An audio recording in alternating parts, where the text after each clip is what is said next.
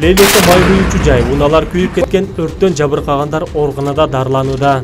Кече 4-июлда Лейлек районунун Жаштык айылында май куючу жайдан чыккан өрт техникаларынын коопсуздук эрежелери сакталбагандыгынан чыгышы мүмкүн.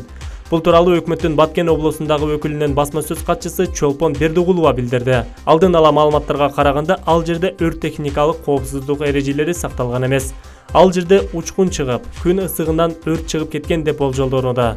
Өрт өчүрүүчүлөр саат 22:45-те өчүрүшкөн. Кырсыктын кесепетинен 4 адам жабыркап, бензин ташыган 5 фура, газ ташыган 2 фура күйүп кеткен. Учурда тийиштүү кызматтардан комиссия түзүлүп, өрттүн так чыгышы себеби аныкталууда, деди Бердигулова. Бүгүн 5-июлда Баткен облусунун жетекчиси Абиш Халмурзаев жана Лейлек районунун акими Баймурат Бекмуратов кырсык болгон жерден жана Тажикстандын Гафуров районундагы ооруканада жаткандардан кабар алышты. Ооруканага аталган өрттөн жабыр тарткан 4 адам жеткирилген. Алардын колдору, буттары жана жондору күйгөн. 3-өө Тажикстандын, бирөө Кыргызстандын жарандары. Тажикстандык 2 жаранга тез жардам көрсөтүлүп, алар үйлөрүнө жеткирилген.